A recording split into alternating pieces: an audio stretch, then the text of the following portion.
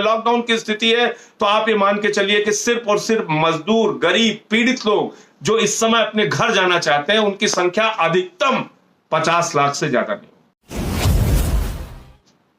और अगर रेल मंत्रालय चाहे तो 19,000 ट्रेनें उसके पास एक दिन चलाने की है, वो एक दिन में सारे मजदूरों को उनके घर पहुंचा सकता है,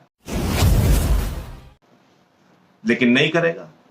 गरीब आदमी को और पीड़ा में झोंकना है, खाली बड़ी बड़ी बातें करना है, जुमला बोलना है, ताली थाली बजवाना है, लेकिन उनके मदद के लिए कभी आगे नहीं आना है।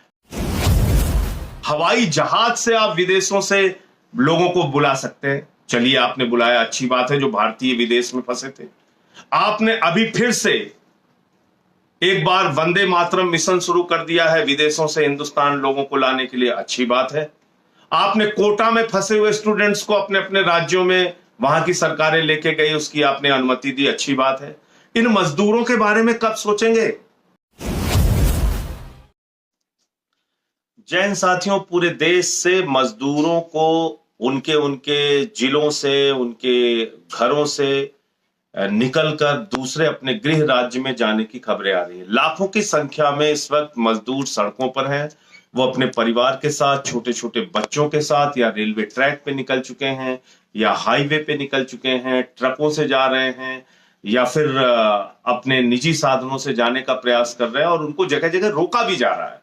हम लोगों ने कल खबर देखी कि राजस्थान और उत्तर प्रदेश के बॉर्डर पे आगरा के पास यूपी पुलिस और राजस्थान पुलिस इस बात को लेकर आपस में झगड़ गई, लड़ाई करने लगी कि हम, उत्तर प्रदेश पुलिस ने कहा कि हम राजस्थान से पैदल आने वाले जो लोग थे, उनको, जो मजदूर थे, जो मजबूरी में इस मुसीबत की घड़ी में पैदल चल के आ रहे थे, उनको भी प्रवेश करने से रोक दिया।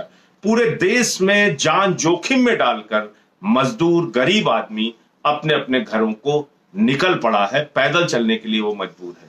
लेकिन अगर केंद्र सरकार की बात करें, अगर रेल मंत्रालय की बात करें, तो रोज नए जुमले लेके आ जाता है, रोज नए झूठ बोलने के लिए सामने आ जाते हैं। अब मैंने कल देखा कि पीयूष गोयल जी जो रेल मंत्री हैं, वो कह रहे हैं कि वो 300 ट्रेन चलाने के लिए तैयार है। ताली बजाओ सब लोग, ताली बजाइए, थाली बजाइए, 300 ट्रेन चलेगी। अरे भाई, रेल मंत्रालय के पास, रेलवे के पास 19,000 ट्रेन प्रतिदिन चलाने की क्षमता है, यानी 2 करोड़ यात्रियों को रेल मंत्रालय, रेलवे प्रतिदिन एक स्थान से दूसरे स्थान पर पहुंचा सकता है। अगर आप 2 करोड़ लोगों को एक स्थान से दूसरे स्थान पर पहुंचा सकते हैं प्रतिदिन, तो आप मुझे बताइए ऊंट के मुंह में जीरा क्यों? 300 ट्रेन चला के आप इन मजदूरों को कितने दिनों तक परेशानी में रखना चाहते हैं? कितने दिनों तक उनको पीड़ित करना चाहते हैं? कितने दिनों तक उनको रेलवे ट्रैक पर मरने के लिए मजबूर करना चाहते हैं? कितने दिनों तक उनको हाईवेज पे रोड एक्सीडेंट का शिकार होने के लिए मजबूर करना चाहते हैं? कितने दिनों तक आप उनकी गरीबी का मजाक उड़ाएंगे? आप मुझे बताइए, ये 300 ट्रेन चलाने की नौटंकी की वजह से फिर एक बार भगदड़ होगी, फिर एक बार भीड़ इकट्ठा होगी। आप सीधे सीधे 19,000 ट्रेन आपके पास है। मैं मानता हूं अगर पूरे हिंदुस्तान में 50 लाख मजदूर भी इस मुसीबत की घड़ी में अपने घर जाना चाहते होंगे, तो एक दिन के अंदर रेल मंत्रालय और पीयूष गोयल और रेलवे, उनका विभाग, एक दिन में सारे मजदूरों को उनके घर पहुंचा सकता है। एक दिन के अंदर। यात्रा के, रेल के चलने में जो समय लगे वो एक अलग विषय है, लेकिन एक दिन के निर्णय में अगर 19,000 ट्रेनों को चलाने का निर्णय ले लिया जाए, और अधिकतम आप सोशल डिस्टेंसिंग का भी खूब पालन कीजिए, 50 लाख मजदूरों को भी, क्योंकि जब यात्री चलते हैं 2 करोड़ तो उसमें तमाम होता है, व्यापारी भी होता है, घूमने जाने वाले भी लोग होते हैं, स्टूडेंट्स भी होते हैं, तमाम तरीके के। इस समय लॉकडाउन की स्थिति है तो आप ये मान के चलिए कि सिर्फ और सिर्फ मजदूर, गरीब, पीड़ित लोग जो इस समय अपने घर जाना चाहते हैं, उनकी संख्या अधिकतम 50 लाख से ज्यादा नहीं। और अगर रेल मंत्रालय चाहे तो 19,000 ट्रेनें उसके पास एक दिन चलाने की है, वो एक दिन में सारे मजदूरों को उनके घर पहुंचा सकता है, लेकिन नहीं करेगा।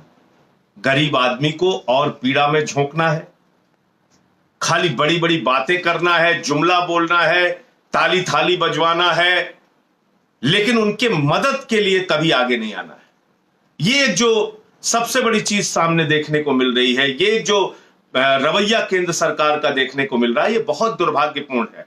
हवाई जहाज से आप विदेशों से लोगों को बुला सकते हैं, चलिए आपने बुलाया, अच्छी बात है, जो भारतीय विदेश में फंसे थे। आपने अभी फिर से एक बार वंदे मातरम मिशन शुरू कर दिया है विदेशों से हिंदुस्तान लोगों को लाने के लिए, अच्छी बात है। आपने कोटा में फंसे हुए स्टूडेंट्स को अपने अपने राज्यों में वहां की सरकारें लेके गई, उसकी आपने अनुमति दी, अच्छी बात है। इन मजदूरों के बारे में कब सोचेंगे, कब जगेंगे आप? 16 लोगों की ट्रैक पे जान चली गई औरंगाबाद में, 42 लोगों की रोड एक्सीडेंट में जान चली गई, उनके लिए आपके पास पैसा नहीं है, उनके लिए कोई योजना नहीं है। 68,000 करोड़ रुपए नीरव मोदी, मेहुल चौकसी जैसे 50 पूंजीपतियों का ये मजदूरों को जब पैकेज देने की बात आती है, पैसा देने की बात आती है, तो सरकार हाथ खड़े कर लेती है। ये कैसी सरकार इस देश के अंदर चल रही है?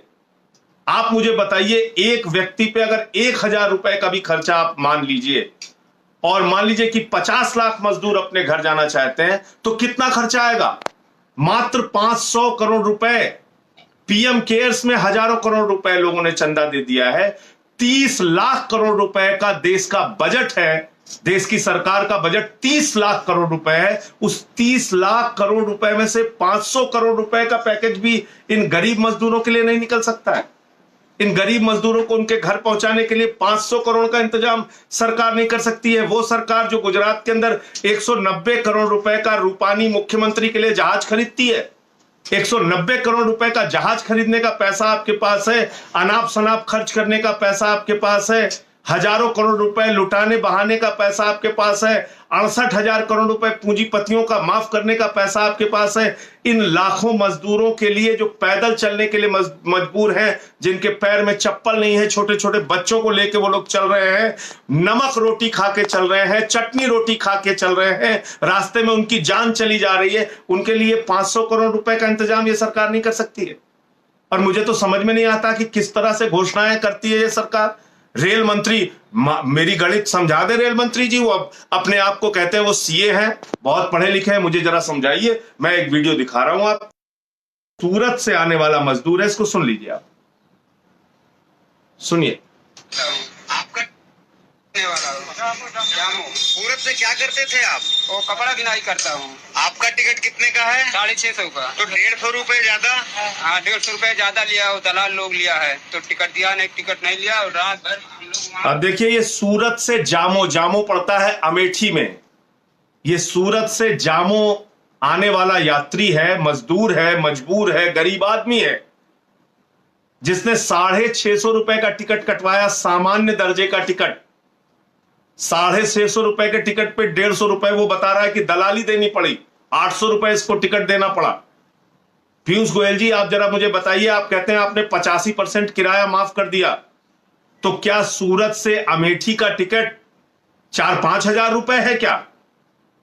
अगर आप 15% किराया ले रहे हैं मजदूरों से, वैसे तो इसे राज्य सरकार को देना चाहिए, मान लीजिए योगी जी ने नहीं दिया, अगर मजदूरों से ही आपने 15% लिया, तो 650 रुपए कैसे लिया?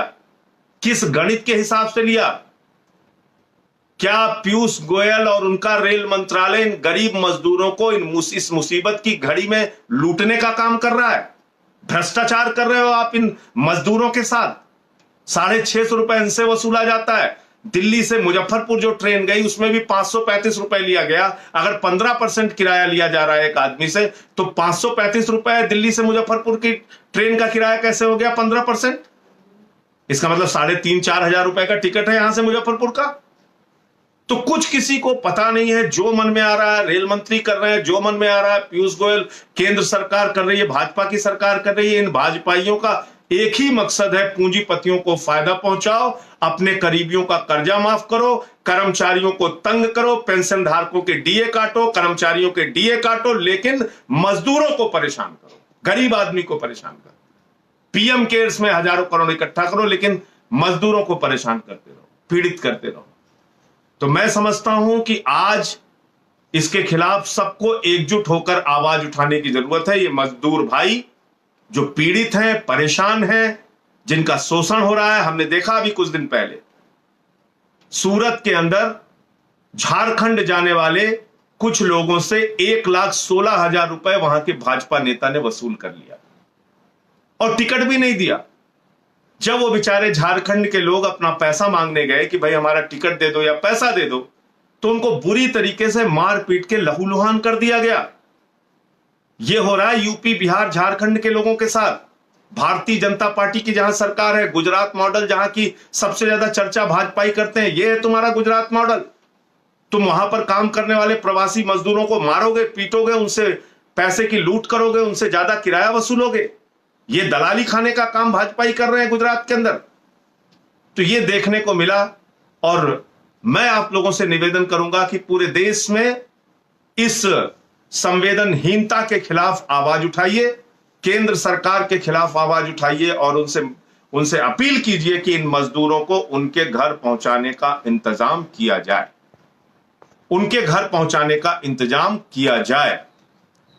इसके अलावा कोई आज उत्तर प्रदेश के अंदर आम आदमी पार्टी की जितनी इकाई है, सभी जिलों के अंदर हमारे साथी उपवास पे बैठे हैं दिन भर के, और वहां मसला यह है कि योगी आदित्यनाथ ने ये जो 1200 किलोमीटर पैदल चल के यात्री लोग मजदूर अपने घर जा रहे हैं, उन मजदूरों का, श्रमिकों का कानून ही बदल दिया। कह दिया 3 साल तक श्रम कानूनों में पूरी तरह की ढील, और 12 घंटे भी उनसे कोई मालिक चाहे उनका तो काम करा सकता है। अब आप मुझे जरा बताइए कि एक तरफ तो वो बेचारे इतने मजबूर हैं कि 1200 किलोमीटर, 1000 किलोमीटर, 800 किलोमीटर पैदल चल के जा रहे हैं, और उन्हीं श्रमिकों के खिलाफ भाजपा सरकार की ये सोच है, योगी बाबा की ये सोच है कि उन्होंने श्रम कानूनों में बदलाव कर दिया। मध्य प्रदेश के अंदर, उत्तर प्रदेश के अंदर 3 साल के लिए श्रम कानून स्थगित कर दिए गए। गजब हाल है। आपको कोई और नहीं मिला शोषण करने के लिए, सिर्फ मजदूर,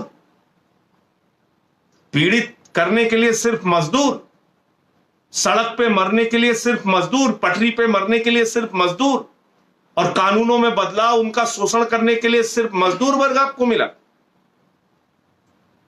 तो ये हमारे जो ढोंगी बाबा हैं उनकी एक नापाक कोशिश है, जिसके खिलाफ आज उत्तर प्रदेश की हमारी पार्टी की इकाई हर जिले में उपवास कर रही है और ज्ञापन भेज रही है योगी आदित्यनाथ को। आप सभी साथियों के जज्बे को सलाम है।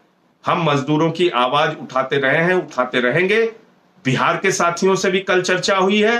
बिहार के साथी भी अपने अपने जिले के अंदर लोकतांत्रिक ढंग से अपने घर पर ही बैठ के अपना विरोध दर्ज कराएंगे, और नीतीश कुमार की सरकार को इस बात के लिए मजबूर करेंगे कि जो मजदूर मजबूरी में, गरीबी में, आर्थिक तंगी के कारण फंसे हैं दूसरे राज्यों में और वो बिहार आना चाहते हैं, अपने घर आना चाहते हैं, उनको बुलाने का इंतजाम बिहार की नीतीश सरकार करे। इस बात के लिए वो लोग भी अपने स्तर पर प्रयास करेंगे, आंदोलन करेंगे।